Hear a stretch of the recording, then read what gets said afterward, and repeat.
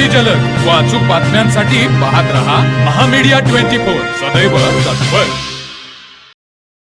शिरोली औद्योगिक वसाहतीतील जाफराणी काट्याजवळ बेकायदेशीररित्या गांजा विक्री करण्याच्या उद्देशाने थांबलेल्या एका शिरोली पोलिसांनी पकडून त्याच्याकडून 1 किलो 70 ग्रॅम गांजा, दुचाकी आणि मोबाईल असा एकूण 76,400 रुपयांचा मुद्देमाल जप्त करत संशयितास पोलिसांनी ताब्यात घेतले। पोलिसातून मिळालेली अधिक माहिती अशी की शिरोली येथील रविकांत सर्जेराव गाडेकर वय 33 राहणार विलासनगर हनुमान मंदिराजवळ माळवाडी शिरोली पुलाची हा रविवार सायंकाळी 4:45 ते 5:45च्या सुमारास शिरोली पुलाच्या गावच्या हद्दीत जाफराणी काट्याजवळ अंमली पदार्थाची विक्री करण्यासाठी येणार असल्याची माहिती पोलिसांना मिळाली होती।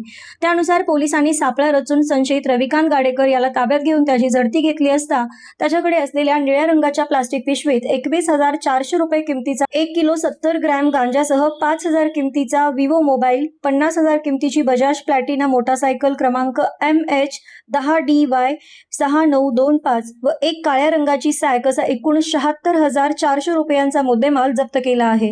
या प्रकरणी पोलीस कॉन्स्टेबल ऋषिकेश प्रकाश पाटील यांनी फिर्याद दिली असून गाडेकर याच्यावर अंमली पदार्थ प्रतिबंधक कायद्यानुसार गुन्हा नोंदवण्यात आला आहे।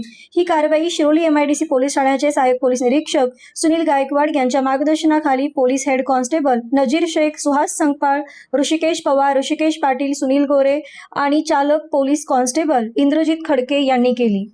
तर मग चला सबस्क्राईब करायला विसरू नका महामीडिया 24 न्यूज चॅनलला। महामीडिया 24 सदैव तत्पर।